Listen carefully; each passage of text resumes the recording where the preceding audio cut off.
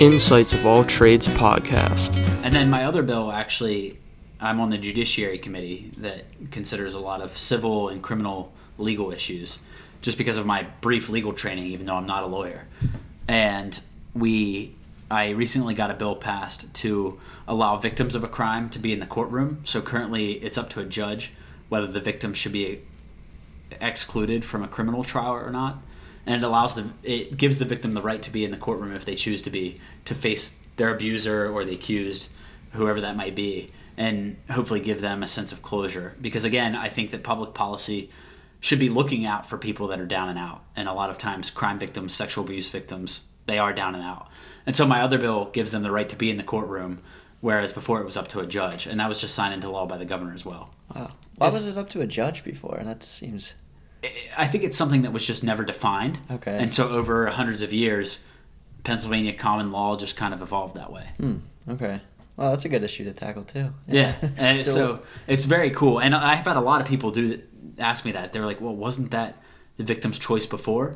And it wasn't. We actually had a case in Pennsylvania about 10 years ago where a judge kicked a victim out of a courtroom. Wow. And they didn't get to face the person that they were accusing of a crime. And so it allows them to kind of have that closure that they might not have had before. And that's one thing I love about my job is it's not all ag. You know, we have ag is our number one industry in Pennsylvania. It's the number one industry in the 82nd district. But we also have a ton of small business here. We have a ton of manufacturing here. Manufacturing is probably our second biggest employer behind ag. And you get to learn about a lot of incredible issues through the committees I'm on in Harrisburg. So it's a lot of fun.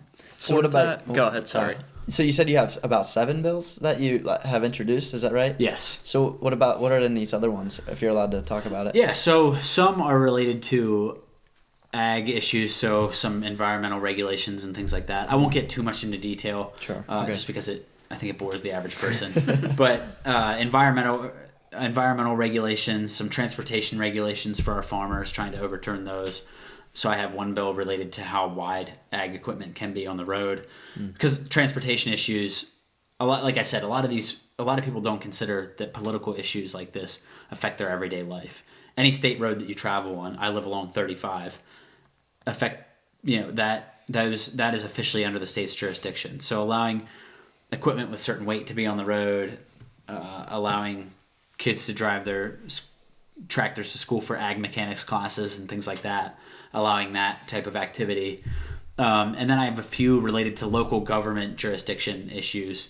So, for example, it is actually municipal governments are allowed to outlaw lemonade stands if they would like for little kids. So I have a bill that would allow minor businesses to operate if they earn less than $10,000 a year. Just certain types of small freedom things that I think are important to growing up and living a fun childhood, but sometimes municipal governments are clamped down on that kind of thing. I have a couple that are cleaning up the books in Pennsylvania. We have certain laws that have been on the books for hundreds of years. So, for example, I was on the tennis team in high school. It's actually illegal to play tennis in Pennsylvania before 1 p.m. on a Sunday. So I have a bill that would repeal that law. So a lot of certain little things like that that they kind of find and suggest them to you, and it's kind of your test for a lot bigger policy lifts down the road. So a few of them were my ideas. A few of them were people from around here ideas, but it's a lot of fun so far. I bet there's a ton of crazy little laws like that, like can't play tennis before 1 a.m. Yes, it's also illegal to play water polo before 1 p.m. on Sundays. Or 1 p.m., sorry. Yeah, right. How do you even find those seemingly ridiculous, like, old legislature to uplift? Yeah, it's a lot of research that goes into it, and I can't take credit for all of it. We have incredible staff in Harrisburg that works on a lot of this stuff.